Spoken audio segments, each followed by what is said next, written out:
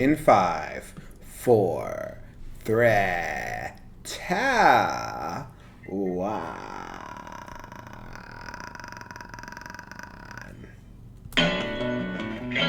The Astros are still in a scandal. The Cy Young and MVP award winners were announced, and we will talk about them.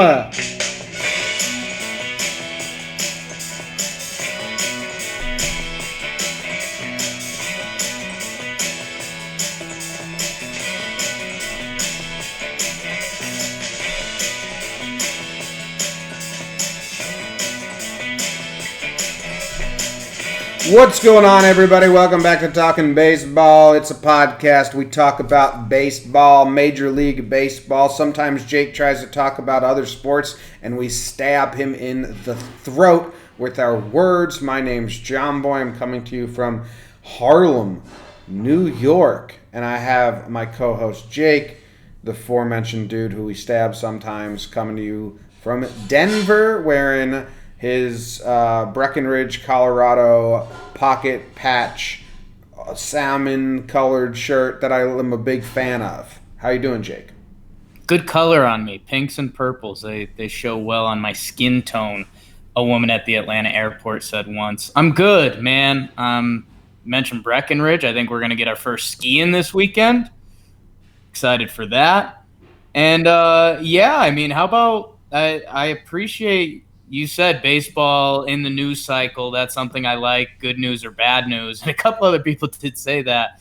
But yeah, shout out to football for trying to get into things by a player trying to rip a human's head off and then beat him with the thing that was protecting his head. Here we are, talking football once again. I told you, I knew you'd like that. Well, but I'm good, man. Yeah, we've got a little bit of player movement. It's been under the radar with everything that's going on with the asterisks. LMAO. Have you heard that one, Jim?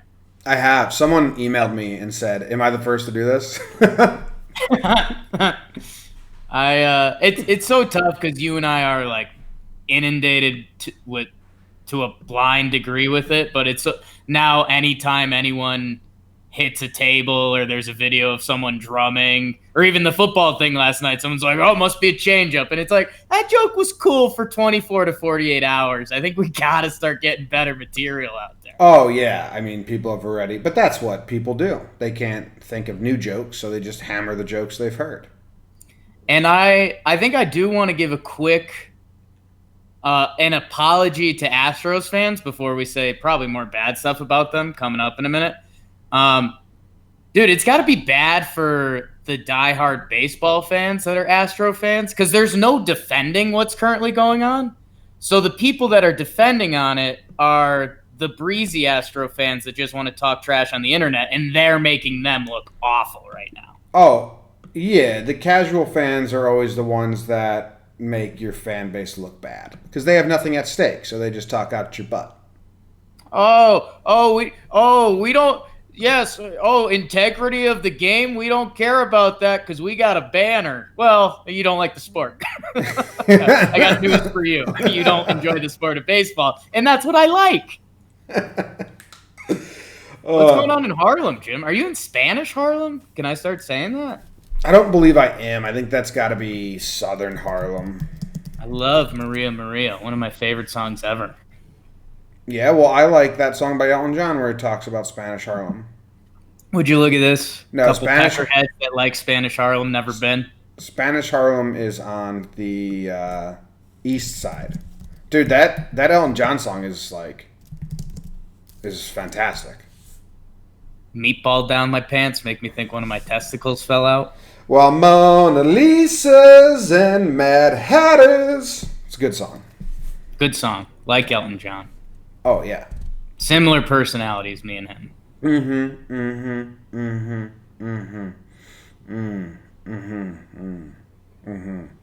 Yeah. What do you want to talk about? I'm going on two Houston radio shows today. Oh, man.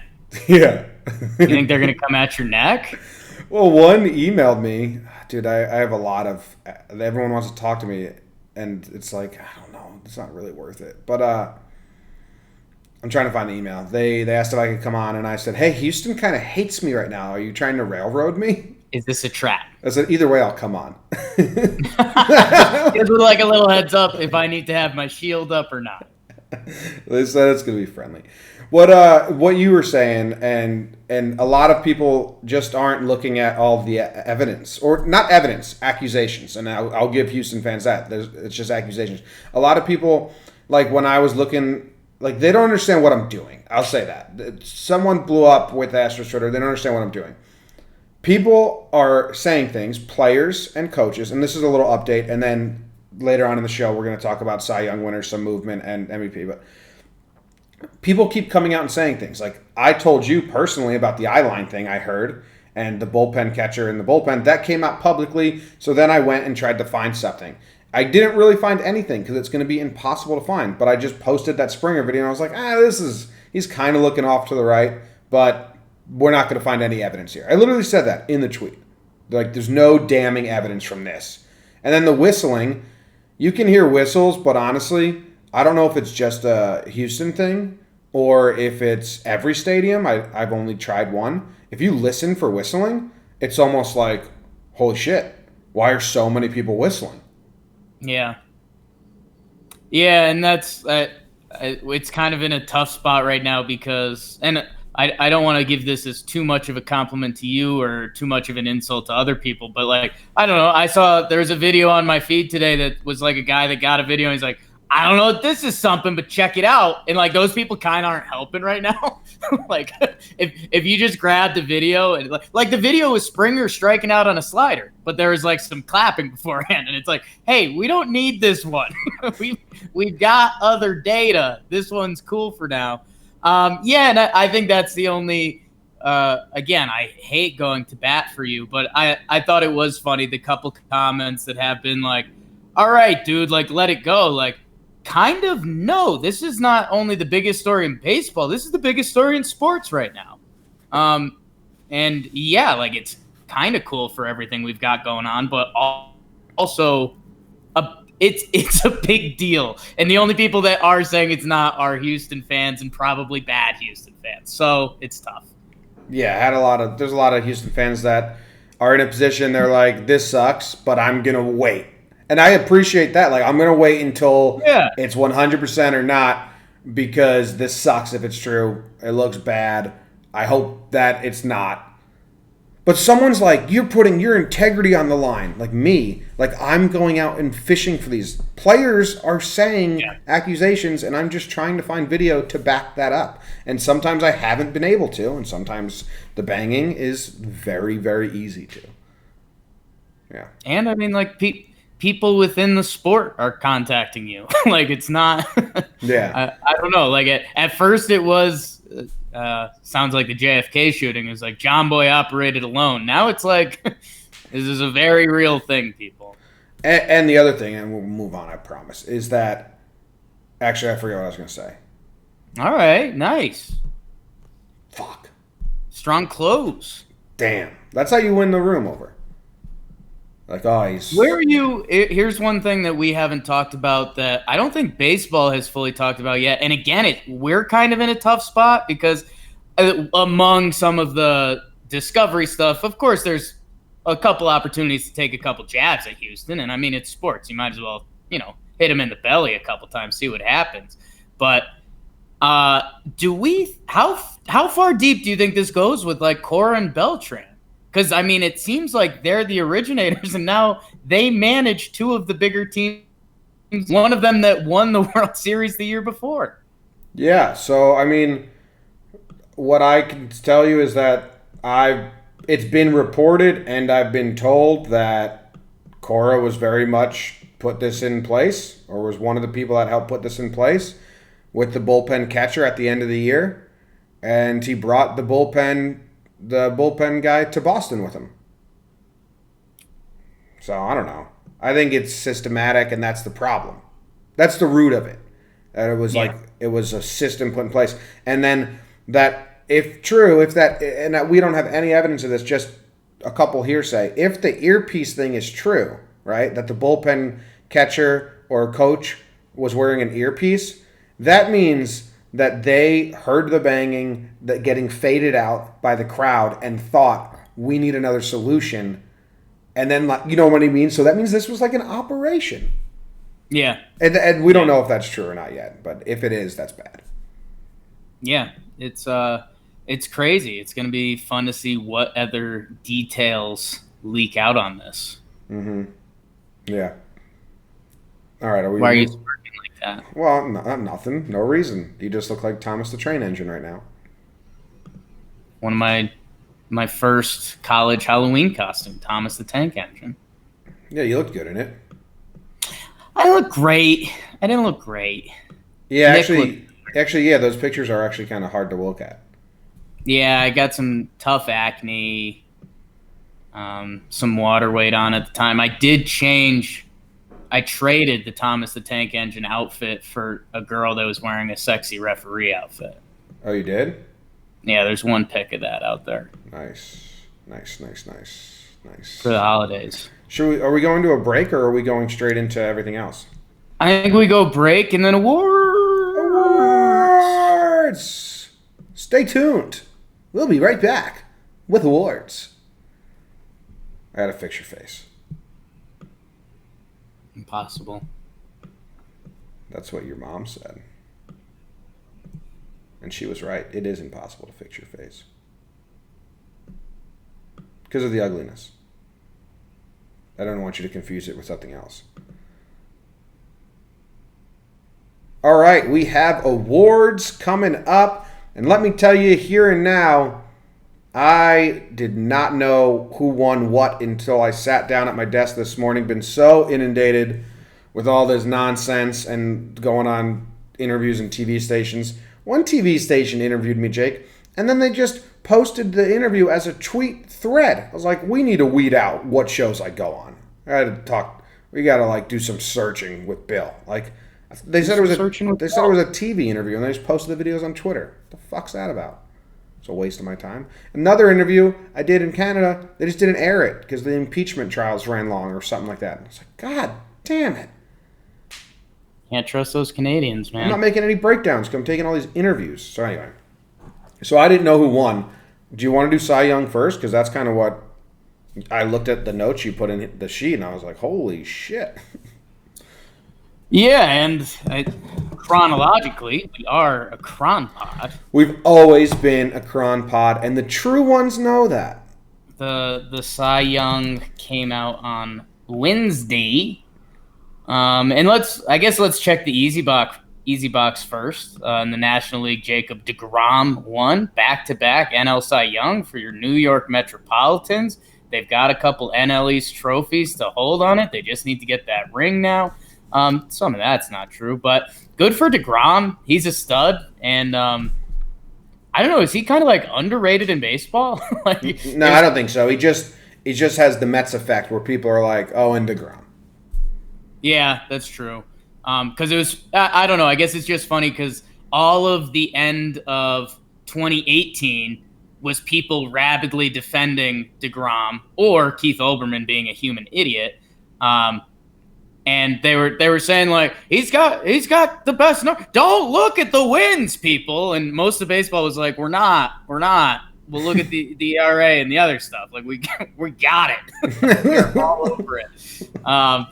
So it's kind of funny that there was like that full defense of him. And then like we talked about last podcast, like I don't know, you just looked at the number at the end of the year, and I don't know. We always expect to finish stronger. Maybe Scherzer was coming up and he got hurt, and it was like, well, here's deGrom's here again. Let's do it. It's deGrom's to win. Yeah, it's funny that we thought there might be a shot, and then we looked at it and we were like, last episode, like, oh, well, that's deGrom's. So good for the baseball writers. Oh, let me go into the voting. Oh, I forgot. I love going into the individual voting. Ooh. Oh. I didn't hear any crazy Cy Young votes. There is one silly National League MVP vote that I doubt you've heard of, so I'm excited to share that coming up in a little bit. Good. No. Yahoo Sports MLB was suspended. That's where they were posting who voted for who. The fuck? Tough. How did that happen? Tough break. Okay. Jake, can we talk about the? I'll dig into the votes and then we'll Okay, talk about. I'll let you find your votes on your voting websites. Jim, in the AL, Justin Verlander, one of the great pitchers of this decade, and the second best pitcher on his team this year, won the American League Cy Young. Yeah, this kind of shocked us. We both thought it should definitely be Cole. And I'm trying to look at the stats and figure out why it's not Cole, you know? Yeah, that's a good question. That's a really good Like, question. what did these voters see besides maybe Verlander's been around longer? Verlander's been nicer to them. I hope that didn't come into play. Obviously, it comes into play. You'd be naive to think it doesn't. All right, so here's what I got. I'm going to make the case. I'm going to act as a voter voting for Verlander, and I'm going to make the case for Verlander. Ooh, this is fun. This is like high school debate. This is debate team. In high school, they put us on two sides and like cats and dogs debate, and they put me on the cat side, and I was like, I'm out.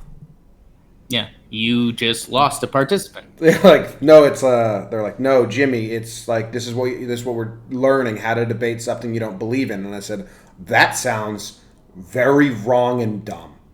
Why would you teach kids to do that? Yeah. You want me to just lie for the point of lying? Like, this is a real class in high school? I was very upset by it. Teacher kind of was like, well, that's what debate is. And I was like, that's stupid. Yeah. It is. Anyway, I'm going to do it. Verlander.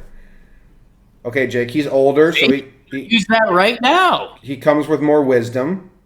Teacher was right. No, he's older and he comes with more wisdom. Point one, okay? 1 point. He won one more game than Garrett Cole. Huge. 21 wins. He played in one more game than Garrett Cole. So now we have the scales 11 balanced. 10.2 more innings. Yes, more innings. Lower whip. He had 2 more complete games, and he had a complete game shutout and a no-hitter.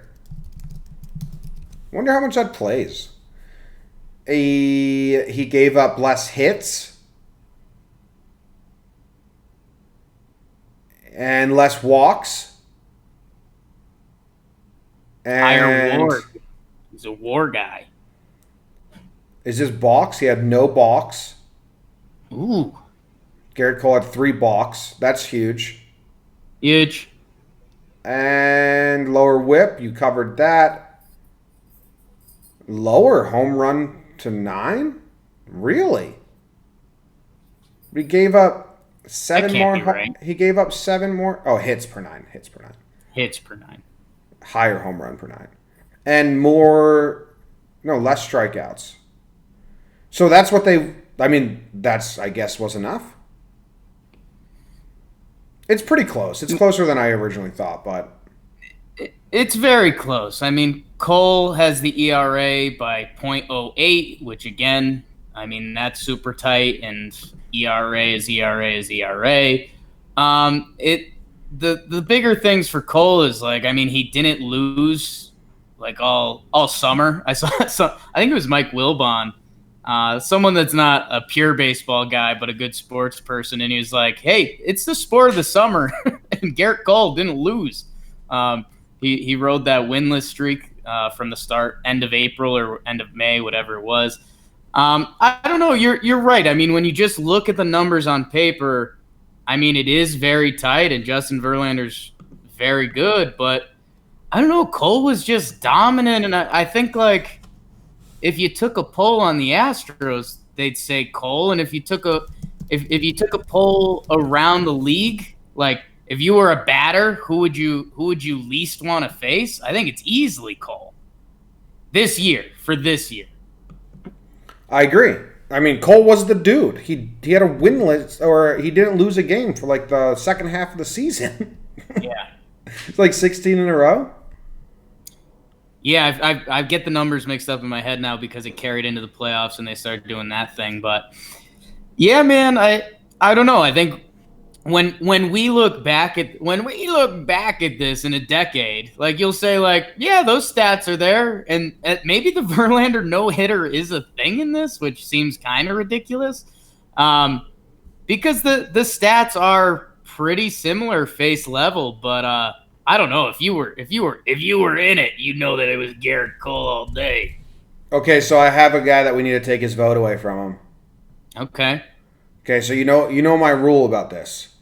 If you're not, lose your vote for a year. I don't know what the standards are. If you're like in the 1% that didn't vote the same way as everyone else, right, you lose your vote for a year. Sure. It's called the dummy penalty. Yeah. So what should we say? If you have a guy, like if you don't give a guy who gets a first place vote, a top 3 vote or something, you should lose your vote. Something around that. We'll learn. Yeah, we'll learn it. But it's definitely called the dummy suspension. And Mark Wicker from the Southern California News Group, he gets a dummy suspension. And I'll play the dummy suspension sound effect we have. Thank you. Well, it was pretty quiet. Could you hear it? Really quiet. I did not hear it. Gong. You want gong. Okay. Gong. Yeah. I just hit the T button, saw what played. His name, did I say his name already? Mark Wicker. He is the Los Angeles Dodgers beat reporter and the only person to vote Ryu as a first place winner in the National League. So we're going to the National League. That's what I have up. Every single person voted DeGrom besides the LA writer who wanted the LA guy to get it. Dunce dummy suspension. Dunce dummy suspension. Okay, so we're done with the AL. We're on to the NL. We have our Dunce dummy suspension out. That's tough. But we'll see you in 2 years, that guy. Mm-hmm. Did you see Sonny Gray got some votes? Yeah, Sonny got a couple votes. Soroker got a couple votes. Flaherty, Strasburg, Kirby Yates. Like, that's a tough one. Like, the Kirby Yates person should lose their vote. Who voted for Kirby Yates and where'd they put him? Patrick Corbin got a vote. Who voted for you? Guys. Wait, what? Yates got a 4th place vote from Mark Wicker, the same dude. No. The same dude had Yates 4th and Ryu 1. Can you tweet it, Mark Wicker? No. I think we hit the level. No, I have two. With Ryu, I was okay, but Jim, Ryu and Yates? He got people need to know. He got Flaherty 3rd, which is fine. Dude, Mark Wicker, what's your deal? Who gave Corbin a vote? Can you get that one quick? Yeah, I can because my eyes are... Got to be a DC guy, right? Human detective work. Corbin, do you know what spot, what place he got voted? I think it was like the minimum vote he could get. He got 1 point. Do they vote for like 6th place or they just vote top 5? I don't have a vote anymore. I don't think he got a top 5 vote. Okay. So he must have got like a 6th place vote. Why would they vote on like your 6th best person? He had 1. Yeah, and that's so a couple people reached out and they were asking like, what's the solution? Because we've with like the manager of the year, you know, we saw Terry Francona got 1 random 2nd place vote. I don't know. The best solution in my head is like, let's do a primary and get it down to 3 candidates, and then you can only pick those guys. Does that make sense, or does my brain too simple? No, that makes sense to me. Okay, cool. Primary. Learn that one in the history classes.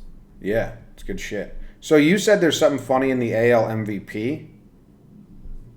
But let's not move there yet. I want to look at the AL. It wasn't the AL Cy Young you were talking about, was my question. No, there's 1 comical vote in the NL Cy Young, and now I'm hoping it's that same guy, or the NL MVP, and I'm hoping it's that same guy. You know, Mark Wicker? Mark Wicker. Dude, Yahoo Sports had all these up so easily, and now I can't find them. I don't know what website has them. If anyone in the chat knows what website has who voted for who, I can't find it. It's very bothersome. All right. So in the end, we go to MVP? we're fine with Verlander winning in the end. I thought I was going to be a little more disappointed.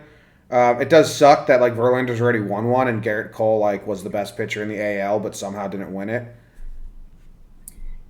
Yeah, and I guess, and this ties into the voting a little bit. I AL MVP votes because I feel like Garrett Cole got AL MVP votes, which I don't know. That would be kind of ironic. Like if he has more AL MVP votes than Verlander, which I think he does, but he didn't win the Cy Young. I don't know. Like you're right. It's nothing to throw your arms up about, but like I don't know. If you were a part of this season, it was Cole.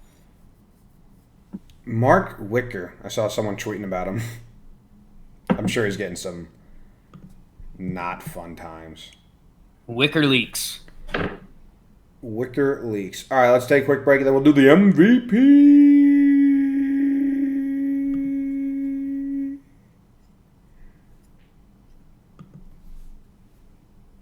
Check this out.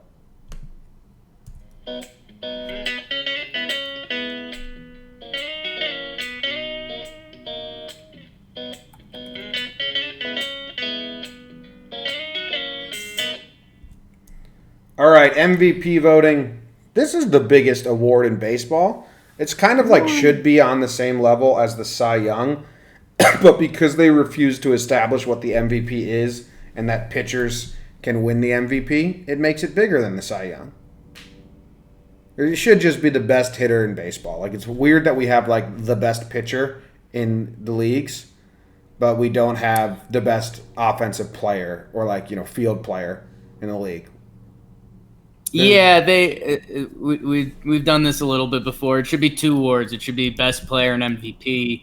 That would make it a lot more fun. Like I do like the Silver Slugger and Gold Glove stuff because I think that's a interesting way to give out some merits to different dudes if you're a fielding specialist or a hitting specialist.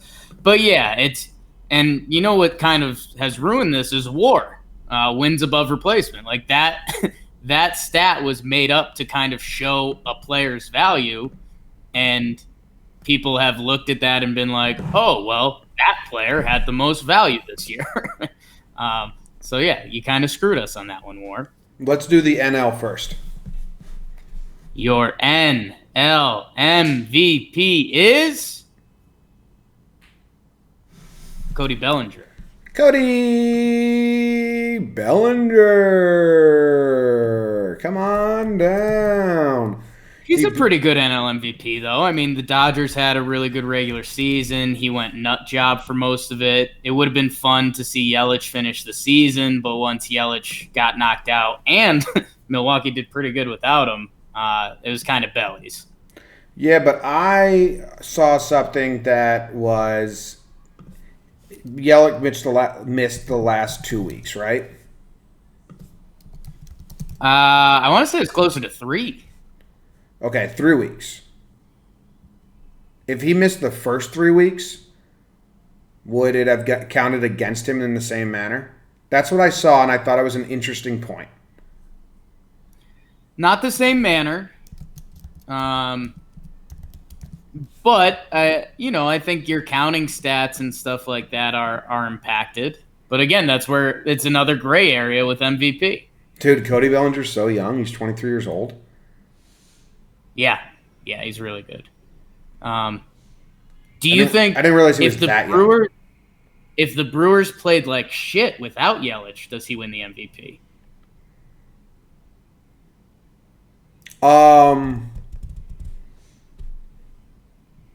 That's interesting. So if he gets hurt and the Brewers blew it, does he get more votes? Could be, because you can say, look what they did without him. He carried that team.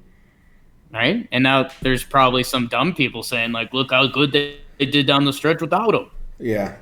So the games, what the hell is this? Oh, I have this wrong. I have Yelich career versus Bellinger's last season. Ooh, love it. It's not fair. So Bellinger played 26 more games. I mean, that's almost a full month. Yeah. Jakey math. Good job. Almost a full month. We had more plate appearances. Yelich had a higher OPS, a higher slugging, a higher on base percentage, a higher batting average, more total, or no, not more total, no counting stat he's going to win. A higher OPS plus. He only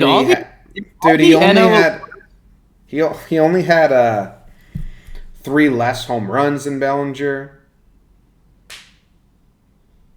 Yeah, this was Yelich's to win easy if he didn't miss 3 weeks.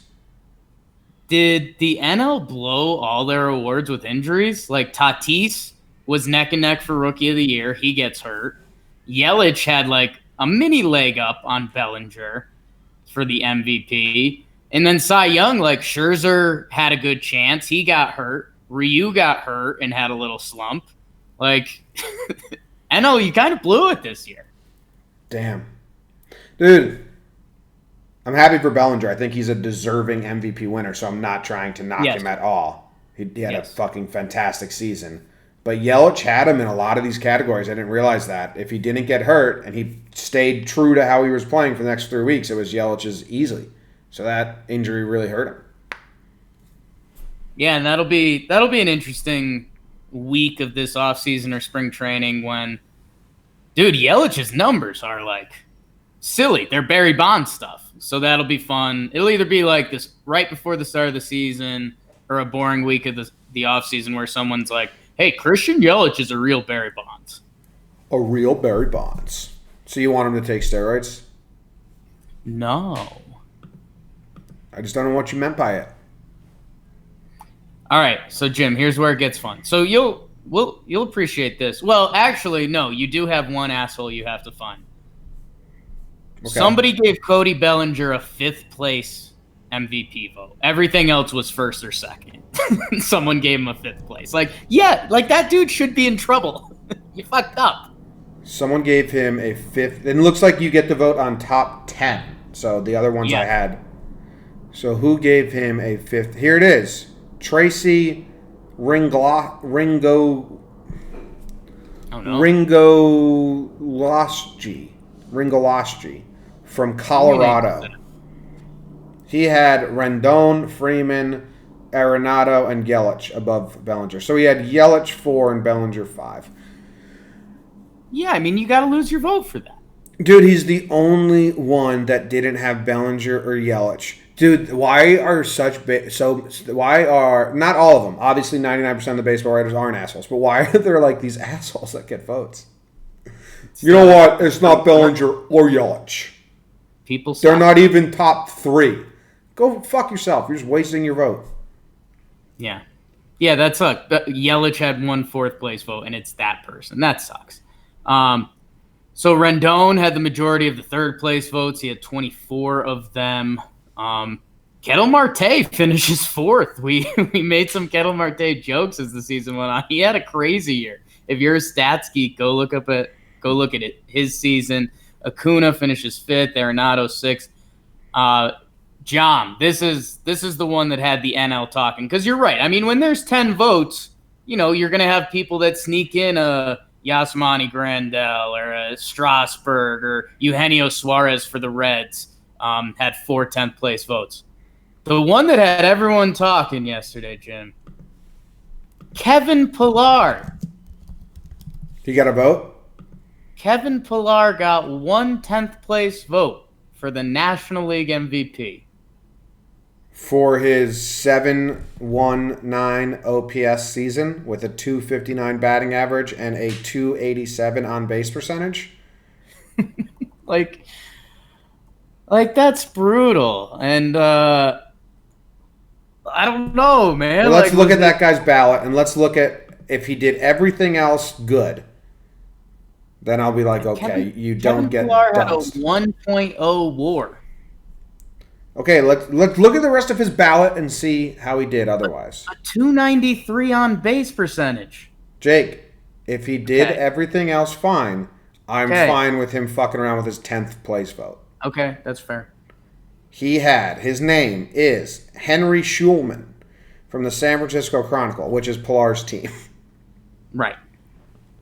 He had Bellinger 1, Nailed it. Yelich 2, Yep. Rendon 3, All day. Marte 4, Uh-huh. Freeman 5, Okay. Alonso 6, Yeah. Arenado 7, Yeah. Soto 8, Okay. Acuna 9, Yeah. Pilar 10. I like it. I'm not duncing them. What I'm saying here is I want this to be the future. I want the top 9 guys you have to take very seriously. And then that 10th guy, you just give it to who you like the most. Like, I'm wondering, does Kevin Pillar have something in his contract? If he gets an MVP vote, he gets $100K, and he threw this rider like $10K. He's like, hey, just give me your 10th place vote. That'd be awesome. I mean, that feels like a no-brainer. Okay, well, maybe Trevor Story has that. He got a 1 vote, a 10th place vote. Trevor got a lot of votes. Well, and he got 1 10th place vote. 2. But he also got 2 6th place votes. Suarez got some votes. Suarez, yeah. Colton Wong was the other one. He got 2 10 spotters. Goldschmidt had 1 8th. Ryu had 1 7th. Yeah, I don't know. It's it's a solid list. The Kevin Pillar. That'll be a running baseball nerd joke for the next year or so. I'm happy for Pilar. And I'm not giving him my dummy suspension, the voter, either. Okay, that's fine. Who cares about that vote? Good job. Can one of my I'm assuming yes, and that's part of the reason he got this vote. Can one of my Giants followers or listeners reach out and tell me if Pillar still plays like a cool center field? Why wouldn't he? Because I think the metrics are starting to fall off, and he's getting a little older. I mean, he's 30 years old, so I don't know. Just curious. Well, do you still play a good center field?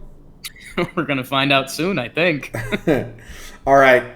The AL MVP was an interesting one because you had Trout, who got hurt, similar to Yelich. You had Bregman, who's amidst a scandal right now, which doesn't come into play at all, obviously. And then Simeon, who, like, I'm going to be honest here, Simeon just doesn't have the name or the campaign, is kind of a two-man race. I haven't looked at the voting, though. So how did this break out? Anything interesting? We've got good news, Jim. Trout and Bregman got all first place and second place votes. Oh, we got no assholes? No assholes. That's fantastic. Trout 17 first, Bregman 13, and then vice versa for second place. Simeon had the majority of the third place votes. He had 22. LeMahieu had 6. He ends up finishing 4th. Simeon's a really interesting one because he played a really good shortstop and he had a really good year with the bat. That's kind of one of those mental mind fucks a little bit because I think when you think of Oakland's lineup, you think of Matt Chapman and Matt Olson first. But Simeon did have a really, really good year by a lot of advanced metrics too. Let's see, LeMahieu, Bogarts, he had a big year. There's Matt Chapman, George Springer, who if he had the full year, he would have had an interesting case. Mookie Betts finishes, which I don't. Jim, our guy Jeff, is it Passan or Passan? I always say Passan. Let's go Passan. That's how close we are with him. Got to figure that out before winter meetings. He had Mookie like 4th. He had LeMahieu like 8th. And that one's kind of tough for me, as a Yankee fan, but I'll try to keep my bias out of it. But DJ LeMahieu was so good and so solid for this whole season. And it felt like Mookie was gone for like not gone, but he wasn't MVP Mookie Betts for half the year. But DJ's not going to get, like, if you look at MVP as the best player in baseball, he's not going to get those votes. If you look at it as most valuable to your team, he should get those, but it's very split in how you look at it. I would counter you with, like, we saw it this year, and living in Denver, I had a lot of my Rockies fans and sports writers bumping me and being like, yo, you like it, huh? It's nice. It was like, yeah. But But remember, we had the whole stretch where David Cohn said it, that DJ LeMahieu looks little league out there, that he's just the best player on the field. And I don't know. I mean, this is part of the problem and why Kevin Pillar got a vote is that when you do watch a guy every day, sometimes you do get blindsided by whatever you're thinking a little bit. So I don't know. I mean, it's 6 one way, half dozen the other in the end. I'm trying to see if there's any standouts. So Garrett Cole finishes 1, 2, 3, 4, 5, 6, 7, 8, 9. Garrett Cole finishes 10th in the MVP voting. Verlander 11th. How about that? That's what? Whatever. It doesn't really matter. But I mean, okay. Well, if you wanted to make that case, Cole won more. The team won more when Cole was on the mound, so MVP. But then that's all right. That's baseball, baby. Is there any weird? So Boston writer voted Bogarts third. The only third place vote was from a Boston writer, so hometown love there. Yeah, and I don't know. I mean, he had a good enough year that if you throw him in with LeMahieu and Simeon, it's close. But yeah, that's a homer vote. Justin Verlander had 1 third place vote. Let's see who are our wild cards at the bottom. Jorge Soler gets a 10th place vote, but I love that because he had a big year. Like, knock yourself out, Royals writer that put that in. Detroit writer put it in. Ooh, how about that? Well, yeah, Detroit. There's a lot of games he had to watch. Charlie Morton gets 1. Sure, knock yourself out, Rays voter. Yoan Moncada, he gets 1 10th placer. JD Martinez gets 1 10th placer. Max Kepler with a 9 spot. Jim. Yeah, Houston voter. Christy Ricken. Jose Abreu with a 7th and a 10th. And Eddie Rosario with 2 8s. So there's that. I don't see anything egregious here. No, nothing too crazy, and you are right. I mean, once you get to the 8 to 10 range, you can throw shit at a wall a little bit. Yeah, I don't know. That's if we wanted to throw our hands up on the Cy Young, Garrett Cole finishes higher in the MVP voting. Dun dun dun. I would have voted for Cole. I would have voted for DeGrom. I would have voted for. Actually, dude, I've never looked at the Trout and Bregman breakdown. I'm gonna look at it, okay? Okay. Let's see. It is interesting because you have Trout playing 22 less games than Bregman, which is similar to Yelich and Bellinger. It was what, 26 to 22? You have something like that. You have Bregman with 90 more plate appearances. You have Bregman with 84 more at-bats. Bregman has 12 more runs scored. He has a ton more hits. He has 10 more doubles. He has Did Bregman lead the league in anything? Yeah, I'll check. Bregman has 4 less home runs than Trout. He's got more RBIs, so he's going to have the counting stats, right? Because he played longer, but Bellinger had the counting stats because he played more games, but Bellinger won, Bregman lost. Trout had more stolen bases. Trout led the league in on-base, slugging, and OPS. But Bregman had him in batting average, didn't have him on base percentage, didn't have him in slugging, didn't have him in OPS. That's interesting. I think we also have a factor here. The human element of the vote is that, like, everyone in baseball loves Trout and wants Trout to be the best ever. You know what I'm saying? People want to say, I got to watch that guy play. Look at his MVPs. Look at his silver sluggers. Look at his stats. And this just helps pad to the allure that is we're watching one of the best baseball players ever right now. I think there's a tiny little smidge of that. Yeah, I don't know. I think we're almost gone too deep into this. I think the 2 right guys won the MVP award. Bregman was there with a lot of them. Yeah, I think it's the same thing, but I think, like you're saying, they are similar when you start mirroring the games and some of the counting stats, but I think Mike Trout's 134 games are more impressive than Bregman's 155 or whatever he landed at. I don't have his page in front But then of me. I would say I would say Bellinger's 155 are more impressive than Yelich's 130. If I'm a Houston fan, I think you can have a gripe. I think you can be a bit upset about this one. Four worthy guys. Yeah. Those guys got all the first and second place votes minus one asshole. Trout, though, can I just go over this with everyone? Sure. Trout came up in 2011 and he played 40 games, not a full season, doesn't count. Didn't even pass his rookie limit, so who cares? 2012 Trout's rookie year. I won't even say all-star because he's been an all-star every season since his rookie year. Yep. He won rookie of the year, okay? He came second in MVP voting in 2012. In 2013, he came second in MVP voting again. In 2014, he was the AL MVP. In 2015, he came second in MVP voting again. In 2016, he was the AL MVP.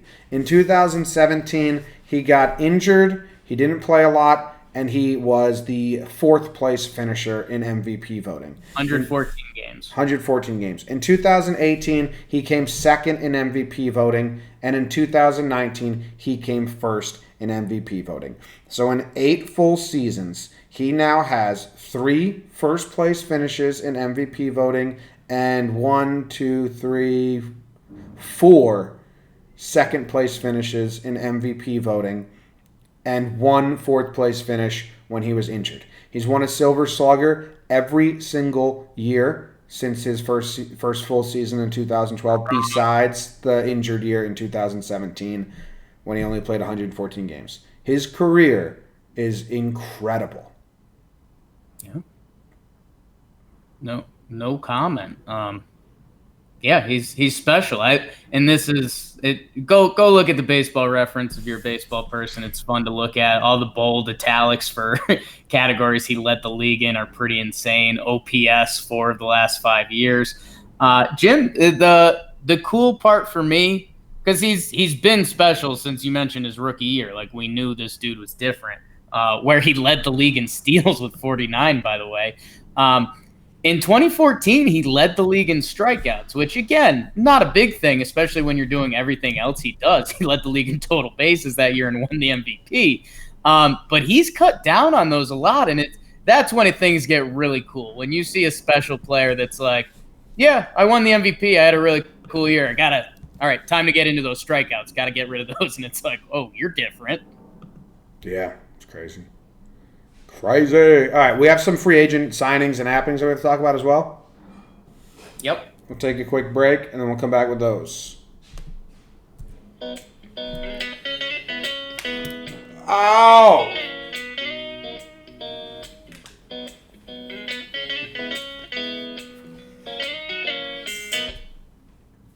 All right, we had some free agency signings. We had some qualifying offers accepted. I think the leading news stories are that Jake Odorizzi accepts his qualifying offer from Minnesota, which we'll get into. Jose Abreu accepted his qualifying offer from the Chicago White Sox. That's interesting. Will Smith gets signed by Atlanta, and Darren O'Day also signed with Atlanta. They are trying to bolster up their bullpen and move fast because, as we've said on this show multiple times, the relief pitching market was not big, and it's kind of done now. It's almost dried up.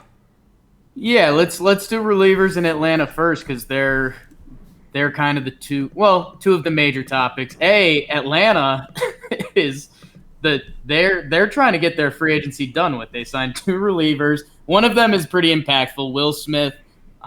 He was on the Giants. He's been really solid for a long time. I think it's interesting. He got more money than Ottavino and Zach Britton. Not a lot more, but a decent chunk. And I think if you asked around the league, a lot of people would lean Ottavino and Britton over Will Smith. But I don't know. Atlanta, maybe they saw the market and they were like, let's do no joke and get this guy. And that was obviously a weakness for them in the postseason. So good for them. I'm kind of interested by their route. But yeah, they brought back Flowers, Markakis. I've seen links of Bumgarner that there's a serious that they're going to make an offer, which makes sense. You have it making sense. So that's kind of cool. But good for Atlanta, man. This market was not good, right? We said that a lot. Yeah. If you wanted to get the free agents that you believed in, and they were, I mean, what do we have here? They were, Will Smith was the highest regarded free agent relief pitcher. Will Harris is behind him. He's still available. But then you also got Darren O'Day for, backup persons just to bolster it when you got the top guy. Will Smith was kind of the top guy available.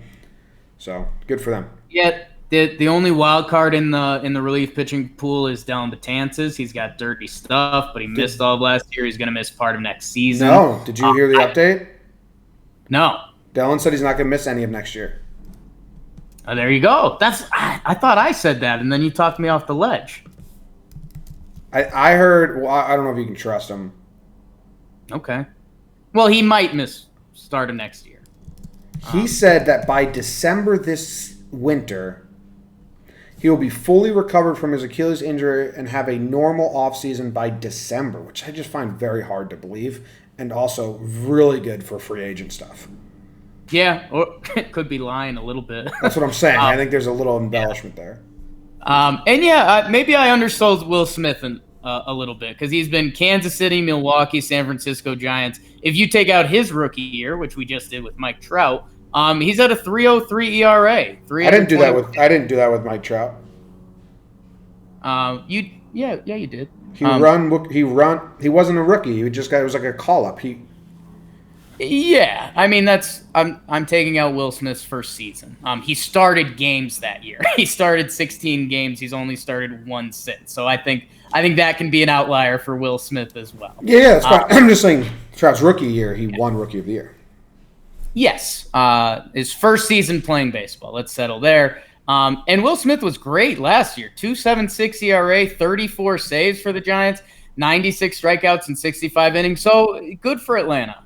He's not the flashiest name, but he did have a good year, and he's kind of a fun guy. We saw him on a couple breakdowns. Hopefully he fits with that Atlanta squad. Should they? What is their identity? Went to high school in Georgia, Jim. Perfect fit. Love it.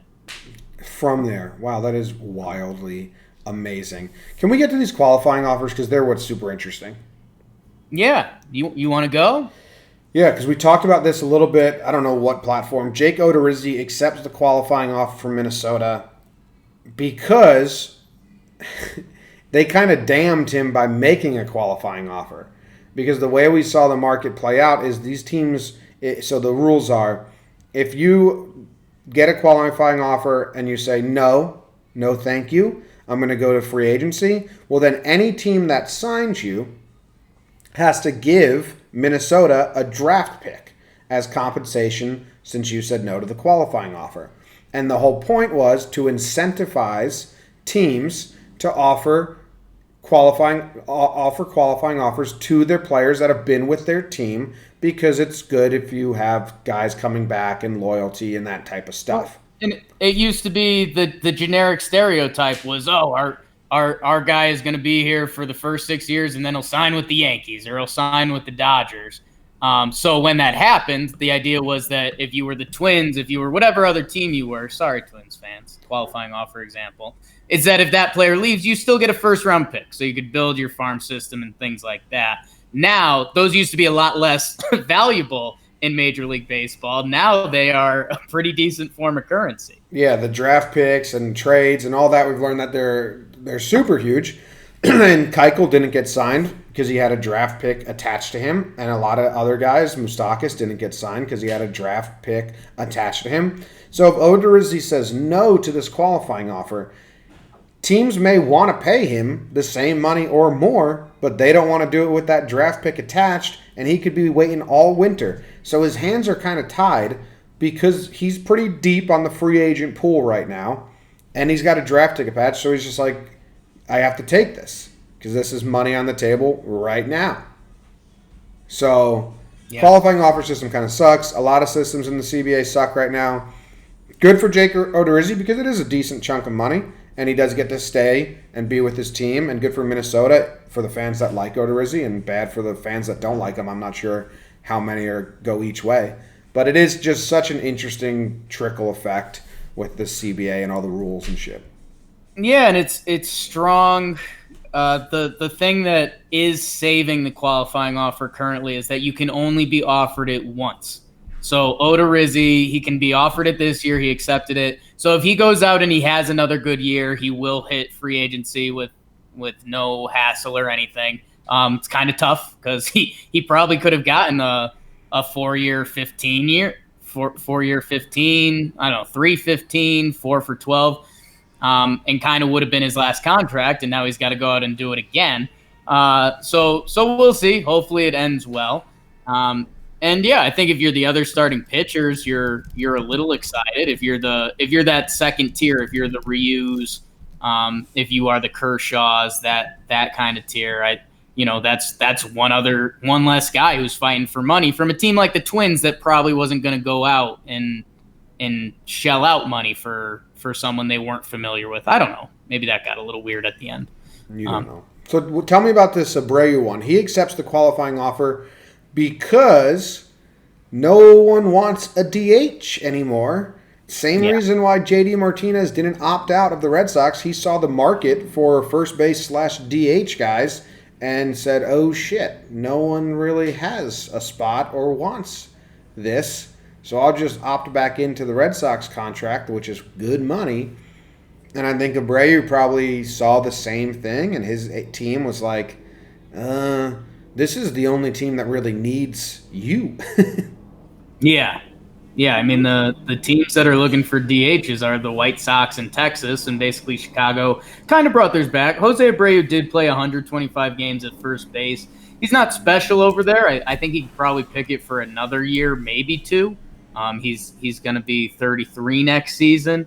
So yeah, this one's kind of tough for me because it's nice that he stays in Chicago with the White Sox. And he's about as steady as a hitter as they come. Casually did lead the league in RBIs this year. So yeah, I don't know. It's nice for that part of it. For Jose Abreu, again, another guy that you hope he has another solid Jose Abreu year. Because if he goes into next year going to be 34, can't really play first base anymore, like his market's going to suck. So that's the tough part of this whole qualifying offer thing. Yep. And then, I mean, yeah, that's interesting. But, yeah, you better have a good year.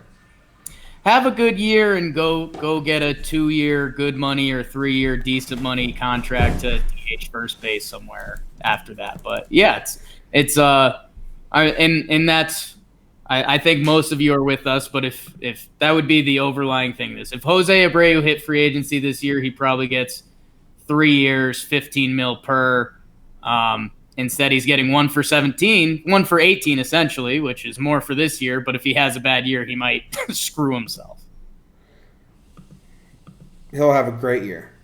You're going to get Puig in right field. They're going to have fun. Puig, they'll have like a little, they got a Cuban connection. Moncada got MVP votes. So this big graph, I don't know who made this, but I'd give him a shout out if his name was on here. John Becker, that's who it is. My sophomore biology teacher. Here are the teams that are out, according to John Becker, who's done a great job keeping up with this, on Garrett Cole. Baltimore, Toronto, Detroit, Seattle, Colorado. Fully out, Jake. Okay? Just keeping everyone up to date. And that's all. That was that update. Okay, interesting. I'm going to rule out Kansas City. I didn't see them. Yeah, I don't know, and I think how about this to kind of tie things off a little bit. What you said with JD Martinez accepting his option, not a huge market for DHs right now. And the guys that do have qualifying offers attached to them, and it's something to watch. Cole, Rendon, Strasburg, it's not going to matter at all. Nope. Do you think it affects Wheeler at all? No. No, because I'm with you. I think a team falls in love with him a little bit. What about Bumgarner, Donaldson? Yeah, maybe a little bit. Like money wise, it feels like you want to get those guys into camp a little bit, but I mean, someone like Josh Donaldson, you're going to sign him what, 2-3 years? He's kind of getting older. He's got a little bit of an injury history. Teams might be a little fickle over that first round pick. And the only other guy out there is Marcell Ozuna, which I don't know. He's going to be an interesting one to watch. I don't think it affects him if you convince yourself that he's going to be your slashing right fielder for the next 4 seasons. I think you're okay with giving it up. Yeah, I think so. I think so as well. I have do one more thing and then we'll end this. But this is, I think, if I keep up with this over the offseason, and I'm not keeping up with it, John Becker is, but I'll share it. Yeah. He has in here, team has a legitimate shot, has made an offer, or are in the top candidates. And there's a couple now that he has. Brett Gardner and the Yankees. It's kind of obvious, but there's been reports now that they are working on something. He has Madison Bumgarner and the Atlanta Braves. The Braves they are a top-tier candidate. Have interest. It's like noted, right? Yeah, he likes the AL East for Mad Bum, huh? Or the NL East. Does he? Yeah, he's got Atlanta with the green, but he's got Philly and Washington with the baby blue, which is interested. Yeah, but it's not him. Then he links the tweets if you click the blue. Right. That. Strasburg with Washington, and that's because they made an offer already. Yep. And then there was another one that was interesting to me. Oh, Howie Kendrick with the Tampa Bay Rays. Yeah, I mean, it could be a Rays move. I guess if you're fully bought into what Howie Kendrick was last year and you're not one of the front offices saying he's older and he's going to regress back to the mean, yeah, I guess that would be a good Rays risk-reward move. Like if you get the 950 OPS Howie Kendrick, yeah. And then for Alex Gordon, what's going on with Alex Gordon? He's got team is out on player and is not interested for every single team in the league. And then he has the Royals as being very interested. Has every other team come out and said no to Alex Gordon? I don't know. Feels a little Wainwright-ish. Who, by the way, Adam Wainwright re-signed with the Cardinals, so that's good. And Ryan Zimmerman has interest from the Washington Nationals, Mr. National. Yeah, I bet. Yeah, I bet. So that's the end of that. And that's the end of the show. And we thank you for hanging out with us. And we appreciate it. And Jake, any final words? Thanks for seeing us. We'll see you guys, Monday, Tuesday? We'll see if there's any other breaking news. Let's get a trade. We'll be back Monday, and then Jake and I will be traveling, and we'll maybe do some shows together later on. Yeah, if you're one of our GMs, do a trade. That way we'll know you're a fan. Thank you, all our GMs that listen. Do the trade. Jake sucks. Oh, there's someone in the chat.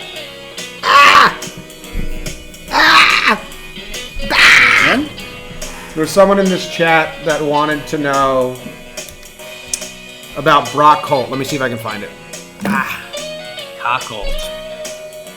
I'm going to wait for this to play.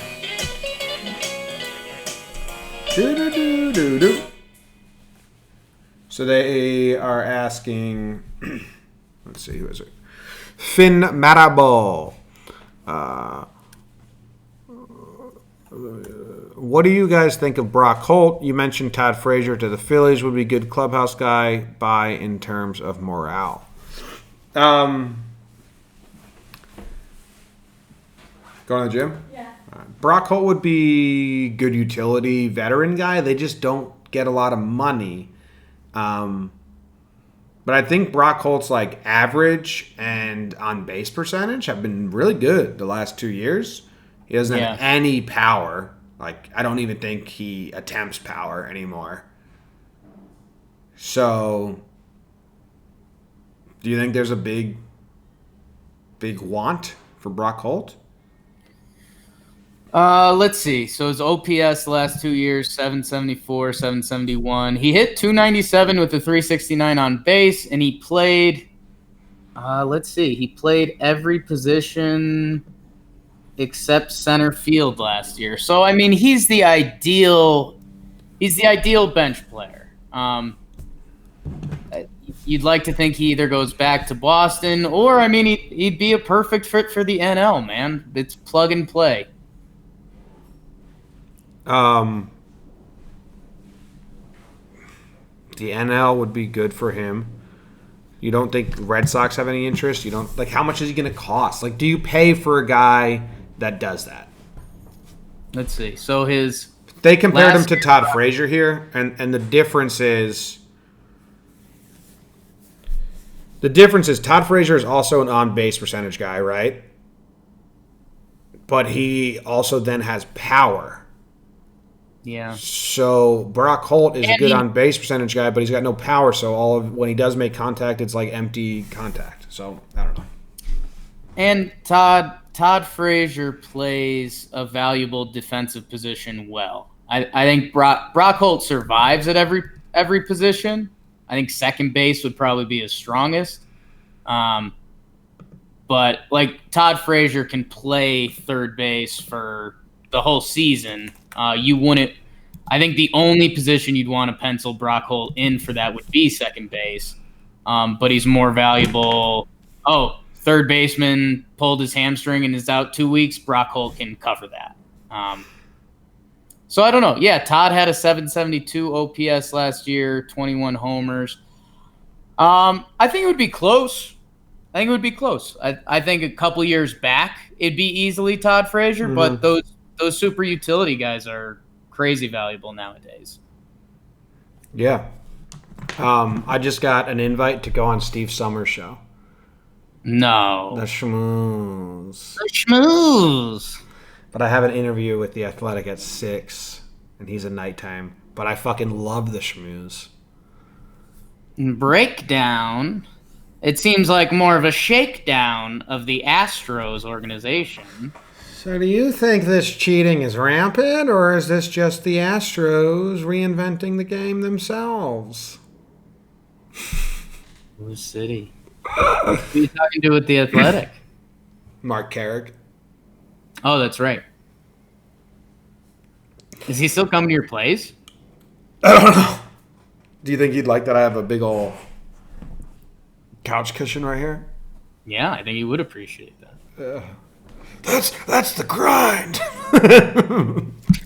It's like a nice detailed write-up. The Athletic at his desk looks more like a pillow fort.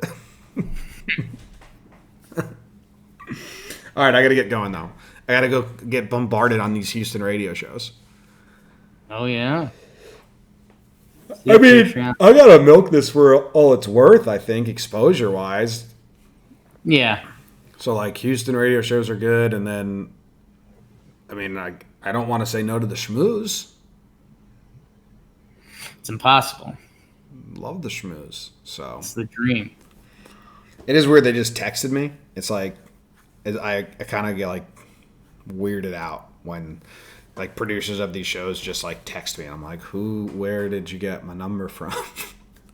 Well, aren't they WFAN? Yeah, I know. I know that one, but I've had it from others. And then I got to do the Steelers Browns things. Yeah. Everyone's asking for it. Pretty fucked up, huh? Yeah, dude, it's nuts. Did you see that shirt design? Yeah. Can we make that? I mean, it's parody, right? It's parody. It looks like a lot. Thank you. Call me Shua. All right. That's a good shirt if we can make it. Ooh, Bill got me the breakdown he got me the video of that thing, so that's cool. Huge. Think I'm going to get any more death threat emails? I don't know. Maybe. Yes. My whole life? For sure. Yeah. Whether here or elsewhere. I had some gummies in bed, and that was like my wind down, like just checking the last couple things before I listen to a music or a show and go to sleep. And I got that email, and I was just like, I was giggling. Katie's like, "What?" And I was like, "You wouldn't giggle. You wouldn't giggle if you read this email." So it was good though. Dude checked off the laundry list of insults. Yeah. And got them all. So, all right. Hey, Anything else for the patrons? Oh, not for the patrons, though. No. See you guys.